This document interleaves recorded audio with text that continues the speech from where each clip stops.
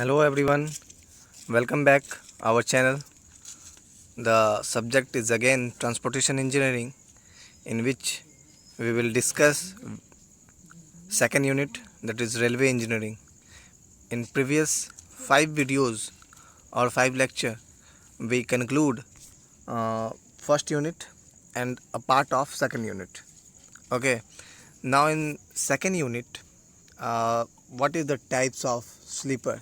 What type of sleeper is to be going on in Indian Railway? And what are the advantages and disadvantages of that sleepers in Indian Railway, for Indian Railway, which we use or which Indian Railways use? We will discuss in detail advantages and disadvantages. Okay, let's see. Let's proceed from uh, one by one to all of. Yes, here it is. Types of sleeper. First one, wooden sleeper. Second one, metal sleeper. Third one is concrete sleeper. We will discuss first, second, third respectively in detail. Now, it's wooden sleeper. Here it is. Wooden sleeper, it means in earlier time, or you can say in first, when the railway in Indian Railway, or you can say railway started, there is no any concrete or a metallic sleepers, that is wooden sleeper. These sleeper should be made from thoroughly sound and well seasoned wood. It means seasoned. It means well seasoned. Its hardening capacity is much more greater than the normal wood. When we season a wood, the strength is gain. The strength is much more greater than the normal wood of any type of wood. Timber should be free from all defect, and it should be parallel on the top and bottom with a square end. It means timber should be free from all defects, and it should be parallel. Parallel, it means from end to, you can say, top to bottom, the size or you can say dimension is parallel or same. In order to increase the life of sleeper, their end are bound with steel wire which prevent end splitting. In order to increase the life of sleeper, if we want to increase the life of sleeper of wooden sleeper, it specified what we discuss is only for wooden sleeper. If we if we want to increase the sleeper life of wooden sleeper, we have to bound it with steel wire which prevent end splitting. End splitting, it means it not be defect. It's type of a defect of wood which is split from end or bottom position. For this, we prevent from the steel wire. Okay, bound with steel wire. In Hindi you can say, अगर sleeper की बात करें तो ये क्या होता है, इसमें स्ट्रॉन्ग होना चाहिए. स्ट्रॉन्ग कैसे होगा? अगर हम इसको सीजन कर दें, मतलब वेल सीजन कर दें, तो ये स्ट्रॉन्ग हो जाता है. ठीक है. और टिम्बर क्या होना चाहिए? और भी जितने टाइप के भी डिफेक्ट्स आते हैं, मतलब टिम्बर में, टिम्बर इन द सेंस लकड़ी है ना, वुड, उसमें अगर जितने सारे डिफेक्ट्स हैं, वो उसमें से एक भी डिफेक्ट नहीं होना चाहिए. Free from all defects. And it should be parallel on the top and bottom. On the top and bottom, parallel का क्या मतलब है? पैरेलल का ये मतलब है कि अगर हम जो भी स्लीपर का यूज कर रहे हैं, स्लीपर मतलब आप बखूबी जानते हैं, क्योंकि हम स्लीपर का डेफिनेशन पिछले वाले लेक्चर में या पिछले वाले वीडियो में हम डिस्कस कर चुके हैं कि एग्जैक्टली स्लीपर क्या होता है और क्या काम होता है, क्यों लगाते हैं, किस तरह प्रोवाइड करवाते हैं. ठीक है ना. अभी हम बात कर रहे हैं बस किस टाइप ऑफ स्लीपर के, और टाइप ऑफ स्लीपर में फर्स्ट टाइप ऑफ स्लीपर जिसको हम वुडन स्लीपर बोल सकते हैं. राइट. पैरेलल होना चाहिए टॉप से बॉटम. क्यों होना चाहिए? क्योंकि अगर पैरेलल नहीं हुआ तो डायमेंशन में चेंज आएगा, और डायमेंशन में चेंज आएगा तो हाइट में चेंज आएगी. किसकी? स्लीपर की. जैसे स्लीपर की हाइट में चेंज आएगी तो होगा एक्चुअली क्या कि वो जो उस पर ट्रैक जो बिछी हुई है, तो ट्रैक का जो डायमेंशन है, या ट्रैक की जो लेंथ है, या ट्रैक की जो हाइट है, वो पैरेलल नहीं होगी ईच अदर, मतलब एक दूसरे से पैरेलल नहीं होगा. और पैरेलल नहीं होने के कारण डिरेल होने की संभावना बढ़ सकती है ना. अगर आगे बढ़ते हैं, in order to increase the life of sleeper, अगर हम चाहते हैं कि स्लीपर जो हम यूज कर रहे हैं वुड का, लकड़ी का, उसका लाइफ ज़्यादा हो, ज़्यादा इन द सेंस मतलब बढ़े, ऐसा नहीं कि हर 2-4 महीने या हर 1-2 साल में हम स्लीपर को चेंज करें। उससे क्या होगा कि रेलवे के ट्रैफिक को मतलब स्मूथली नहीं चल सकेगा। क्यों नहीं चल सकेगी?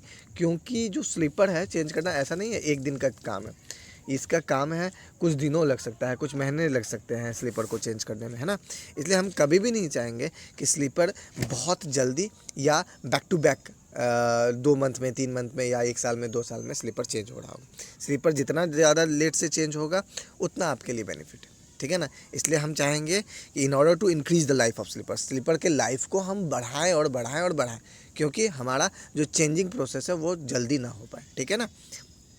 और इस स्लीपर्स के वुडन स्लीपर के अगर लाइफ की इंक्रीजमेंट हम चाह रहे हैं, इंक्रीमेंट चाह रहे हैं, अगर लाइफ की एक्सपांड जो हो रहा है, टेन्योर जो हो रहा है लाइफ का, किसके, वुड का, अगर हम उसको बढ़ाना चाहते हैं तो हम क्या करेंगे, उसको उसके लिए स्टील वायर से उसको क्या होगा, बाउंड कर देंगे। कहाँ पे?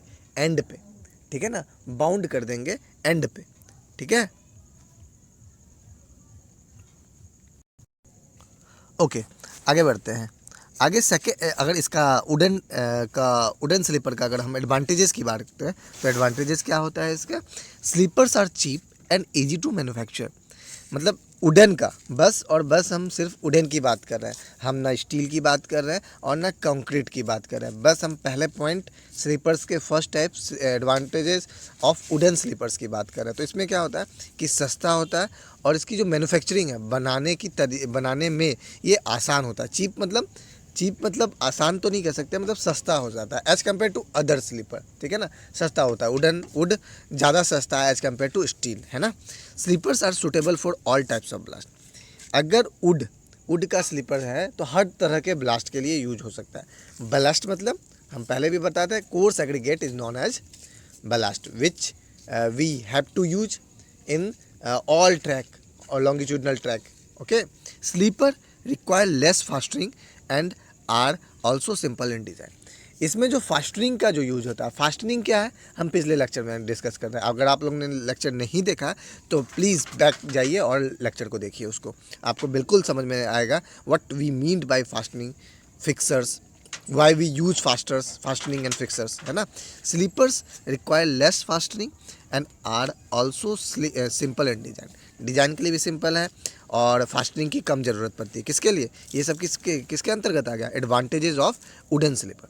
डिसएडवांटेजेस की बात कर रहे हैं, there might be chance of decay, wear, cracking, splitting etcetera. Wood में क्या होता है कि चांस रहता है किस चीज़ का? डिके होने का, सड़ने का। वियर एंड टीयर नाम जानते हैं आप। क्रैक्स डेवलप हो जाता है। स्प्लिटिंग बाजू से, एंड से, इसलिए हम वो लोग वायरिंग करते हैं उस पर, है ना, तार से, एट्सेट्रा। और भी बहुत सारे कारण हैं जिसके कारण इसको अब यूज हम नहीं कर पा रहे हैं इसमें अपने ट्रैक पे। Maintenance of this sleepers is high होता है स्लीपर्स को इस मेंटेन करने का, मेंटेनेंस, है ना। दिस स्लीपर या दिस टाइप ऑफ स्लीपर में अटैक बाय एंट, मतलब क्या होता है कि इसमें छेद कर देता है। कौन? एंट, चींटी के छेद कर देता है। उससे क्या होता है, वो धीरे दिन पर दिन वो कमज़ोर पड़ता जाता है। कौन? वुडन वाला स्लीपर, है ना। Scrap value of material is very low. अब स्क्रैप वैल्यू क्या होता है, अगर आप लोग के जहन में थोड़ा सा भी अगर याद होगा पिछले अगर सब्जेक्ट्स में, है ना, व्हाट इज स्क्रैप वैल्यू, तो स्क्रैप वैल्यू क्या होता है, किसी चीज़ को अगर हमारे काम का नहीं है, हम उसको चेंज कर रहे हैं, हम उसको रिप्लेस कर रहे हैं, तो जो रिप्लेसमेंट हुई है जिसकी, उसकी जो वैल्यू होती है मार्केट में, आप बोल सकते हो कि कचरे के भाव या कबाड़ी के भाव, उसको हम स्क्रैप वैल्यू बोलते हैं, राइट। तो लकड़ी जो सड़ जाता है, डिके हो जाता है, एंट इट कर जाता है अंदर से, तो उसका वैल्यू बहुत ही कम होता है। तो scrap value material is very low as compare to steel और एज कम्पेयर टू कॉन्क्रीट, है ना। आगे बढ़ते हैं। Second point, second types of sleeper है हमारा metal sleeper. These are usually made of cast iron and steel. These are mostly preferred due to their strength and durability. अगर हम बात करें, कास्ट आयरन से बना हुआ रहता है मेटल स्लीपर्स, ठीक है ना, स्टील का। दीज आर मोस्ट प्रेफर्ड, सबसे ज़्यादा यूज होने वाला है ये। जितने भी ब्रिज देख रहे हो आप, है ना, रेलवे ब्रिज, इसमें क्या होता है, इस आयरन वाले स्लीपर का यूज होता है ना। देयर स्ट्रेंथ एंड ड्यूरेबिलिटी, सबसे ज़्यादा स्ट्रेंथ हो है अभी अभी तक जो इंडियन रेलवे में यूज हो रहा है स्लीपर, उसमें सबसे ज़्यादा स्ट्रेंथ प्रोवाइड करवाने वाला इकलौता कौन है, ये मेटल स्लीपर। एडवांटेजेस देख लेते हैं इसका। These sleepers are durable, these sleepers are have greater strength, the lateral and longitudinal stability is more, gauge length can maintain effectively. क्या होता है इफेक्टिवली, तो लेटरल लॉन्गिट्यूडिनल स्टेबिलिटी होता है ज़्यादा, स्लीपर स्ट्रेंथ बहुत ज़्यादा होता है, ड्यूरेबल ज़्यादा होता है, gauge length can maintain effectively. Gauge length के बारे में हम पिछले वीडियो में या लेक्चर में हम बहुत अच्छे से जिक्र किए हुए हैं। अगर आप लोग के माइंड से अगर उतर गया है तो प्लीज़ आप उस वीडियो को जाके देखें और क्लियर कर ले अपने सारे डाउट्स को। गॉज लेंथ क्या होता है, what is gauge length, what is gauge, all are discussed in previous videos. Okay, disadvantages का क्या है, दीज स्लीपर्स आर लीवल to rust, these sleepers are required more fitting, these sleepers required more quantity of ballast. क्या होता है slippers के, metal वाले sleeper में रस्ट मतलब क्या, जंग लगने का संभावना ज़्यादा होता है। This sleepers required more fitting, fitting बहुत ज़्यादा ज़रूरत होता है। This sleepers required more quantity of ballast, ballast की ज़्यादा ज़रूरत होती है किसमें, मेटल वाले स्लीपर में। Last one, that is third one of type of sleeper, that is concrete sleeper. These type of sleeper made of concrete are known as concrete sleeper. Concrete से रहता है ये बना हुआ, कौन सा, कंक्रीट टाइप ऑफ स्लीपर। और इसमें क्या होता है, हम लोग प्री स्ट्रेस्ड और पोस्ट स्ट्रेस के द्वारा हम इसकी स्ट्रेंथ को बढ़ाते रहते हैं। किसकी स्ट्रेंथ को, कंक्रीट वाले को, है ना। तो ये जो कंक्रीट स्लीपर है, तो ये क्या होता है, मेड ऑफ कंक्रीट, कंक्रीट की बनी हुई होती है। कंक्रीट क्या होता है, अगर इसके बारे में आपको जानकारी नहीं है तो मैं थोड़ा सा क्लियर कर दूं। A mixture of coarse aggregate, fine aggregate, cement and a proper ratio of water which required for making concrete. Okay, now advantages of concrete sleeper, this type of sleeper required less fitting, कम fitting वाला होता है, ज़्यादा fitting की ज़रूरत नहीं होती है as compare to metal sleeper. This sleeper has got long life, life ज़्यादा होता है। क्यों, इसमें रस्ट का कोई प्रॉब्लम नहीं होता है। हम एक दूसरे से रिलेट कर सकते हैं। अगर हम स्लीपर की बात कर रहे हैं तो हम मेटल को वुड से रिलेट कर सकते हैं, वुड को हम कंक्रीट से रिलेट कर सकते हैं, कंक्रीट को हम मेटल या वुड से रिलेट करते हैं। मतलब एक दूसरे के कंपैरिजन में हम एक दूसरे के एडवांटेजेस को जिक्र करवा सकते हैं। ठीक उसी प्रकार this sleepers has got long life, life क्या होती है, ज़्यादा होती है as compare to wood. Wood का लाइफ कम होता है। क्यों होता है, हम आपको बता दिए, डिके प्रॉब्लम होता है, एंटी थिंग हो जाता है। अगर हम बात करें मेटल की तो मेटल में रस्टिंग आ जाती है, लेकिन ऐसा कोई भी केस नहीं है कंक्रीट वाले में, है ना। Gauge adjustment is easy, gauge adjustment easy होता है क्योंकि वेल मेंटेन होता है जब बनता है वो sleepers. Lateral and longitudinal rigidity of track laid with this sleeper is more, मतलब लेटरल और longitudinal rigidity of track laid with this sleeper is more, ज़्यादा होता है लेटरल और लॉन्गिट्यूडनल रिजिडिटी। ओके, डिसएडवांटेजेस भी तो होगा। अगर किसी भी चीज़ का एडवांटेजेस है तो डिसएडवांटेजेस भी होना तय है ना। बहुत ही ऐसा कम चीज़ है जिसके अगर एडवांटेजेस है तो डिसएडवांटेजेस नहीं हो, है ना। बात करते हैं डिसएडवांटेजेस की। इनिशियल कॉस्ट इज हाई, सही बात। अगर ये लाइफ लॉन्ग अगर लास्टिंग है इसका कंक्रीट टाइप के स्लीपर्स का, तो इसका कॉस्ट ज़्यादा होगा। ठीक है ना, हम अभी बात कर रहे थे प्री स्ट्रेस्ड और पोस्ट स्ट्रेस्ड का, है ना। प्री स्ट्रेस्ड मतलब कंक्रीट बनाए और उसको स्ट्रेस दिए, पहले स्ट्रेस दिए और फिर कंक्रीट में परिवर्तन किए। पोस्ट स्ट्रेस पहले कंक्रीट डेवलप किए और फिर स्ट्रेस प्रोवाइड किए, that is post stress.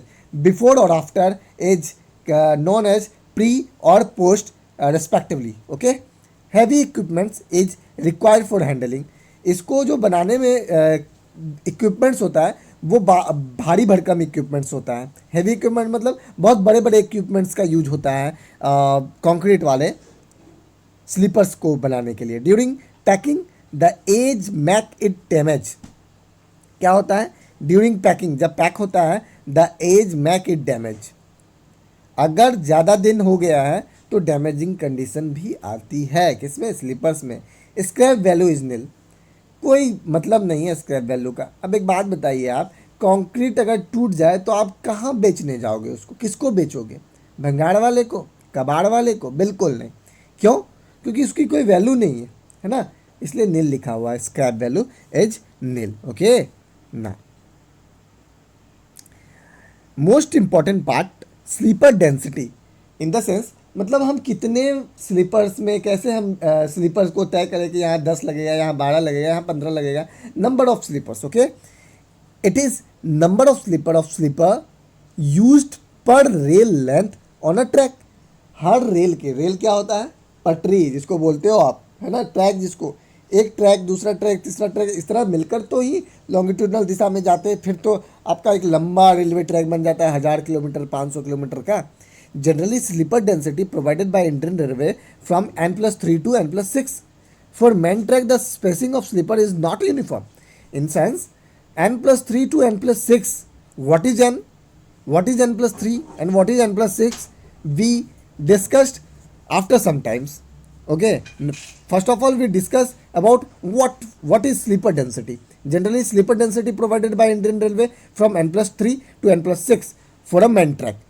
For a main track, the spacing of sleeper is not uniform. In the sense ये कहने की कोशिश कर रहा है कि स्लीपर डेंसिटी जनरली N+3 से N+6 के बीच में रखते हैं, लेकिन मेन ट्रैक मतलब जहाँ पे आपका मेन लाइन है ना, फिर उससे कट के सब मेन लाइन आता है, मेन लाइन है तो वहाँ पे स्पेसिंग डेफर हो जाता है, यूनिफॉर्म नहीं होता है, कम कम कम, ज़्यादा ज़्यादा ज़्यादा ऐसे करते हैं। जहाँ पे जॉइंट्स होता है वहाँ पे भी हम जो डिस्टेंस होती है स्लीपर्स और स्लीपर्स के बीच में, दो स्लीपर्स के बीच में, वो गैप कम कर देते हैं जॉइंट के बाद। क्या समझ में आया कुछ बात यह है एन क्या है, N+6 को या N+3 को कैसे डिफाइन करते हैं, let's see with another slides. Okay, here is it. Here it is, sleeper density in railways. Number of sleepers provided for one rail length of a track is called sleeper density. मतलब number of sleeper provide करवाते हैं एक rail में, एक rail के length में track को, उसे स्लीपर डेंसिटी कहते हैं। मतलब एक लंबे वाले ट्रैक में जितने स्लीपर्स यूज होंगे उसको स्लीपर डेंसिटी करेंगे। If n is the length of one rail in metres, अगर n एक स्लीपर्स के लेंथ को डिनोट करता है मीटर में, then sleeper density is equal to n+x and x is in between 3 to 6, N+3 to N+6. It means n is the length of one rail and x is lie between 3 to 6. Okay, for a broad gauge, and what is broad gauge we already discussed in previous videos very well. Total number of sleepers required for 1 kilometer length of railway track, if sleeper density is N+5, then अगर एक example देते हैं broad gauge का, total number of sleepers required for 1 kilometre, अगर 1 kilometre का track हमको बिछाना है तो कितना हमको स्लीपर्स लग जाएगा, एक अंदाज़ा हमको होना चाहिए। तो अगर स्लीपर्स की डेंसिटी N+5 दिया है कि N+5 होना चाहिए स्लीपर की डेंसिटी, तो देखते हैं length of one rail 12.8 metre होता है। एक ट्रैक की जो लेंथ होती है, एक ट्रैक सिंगल, एक ट्रैक की, एक रेल की जो लेंथ होती है 12.8 मीटर। अगर हम इसको राउंड फिगर में अगर 13 मीटर मतलब 13 मीटर अगर हम लेके चलें तो स्लीपर डेंसिटी क्या हो जाएगा, N+5, it means 13, n is tends to 12.8, but we supposed in round figure that is 13, तो 13 plus 5 that is 18 sleepers are required for one track, it means 13 meter. If we talk about the 1 kilometer, then 1 kilometer is equal to 1000 meter, and 1000 meter is divided by 13, then the equation digit which comes is divided by 18, then we conclude what are the number of sleepers required for 1 kilometer. Understood? Okay, now we come to the next slides, or we can say previous slide. Here is it, N+3, N+6, what is N and why we provide, what are the procedure of providing the sleepers in track or broad gauge, with example we discuss in later on, discussed well in our previous slides, okay, in these videos. Factors affecting sleeper density. What are the factors which affect the sleeper density? Density, sleeper के density को कौन कौन सा चीज हानि पहुंचा सकता है या अफेक्ट कर सकता है, देखते हैं. Axle load which the track is expected to carry. Methods of providing rail joints. Speed of train. Types of sleeper. किस टाइप के स्लीपर को यूज कर रहे हैं, कितने स्पीड की ट्रेन वहाँ पर चल रही है, किस method of providing the rail joints, किस तरह का मेथड हम यूज किए हैं रेल जॉइंट्स को प्रोवाइड कराने में. एक्सल लोड कितना है. एक्सल लोड मतलब क्या है कि ट्रेन की लोड कितनी है उस ट्रैक पे. तो ये सब भी अफेक्ट करता है स्लीपर के डेंसिटी को. अगर लोड ज़्यादा है तो हम स्लीपर की डेंसिटी को कम कर देते हैं, ना कि ज़्यादा. स्लीपर की डेंसिटी को कम करना मतलब ट्रैक के बीच में जो स्लीपर्स है उसकी जो लेंथ है बिटवीन 1 और 2, मतलब एक और दूसरे के बीच में, दो स्लीपर के बीच में जो गैप है वो कम होते जाता है. ठीक है. नेक्स्ट टॉपिक है हमारा ब्लास्ट, जो कि हम नेक्स्ट लेक्चर में डिस्कस करेंगे. Thank you everyone to watch this video. Again we meet of a interesting topic, that is blast, which is very essential part of Indian railway track, that is blast. What is blast, why we use blast, we discuss in our next videos. Thank you for watching.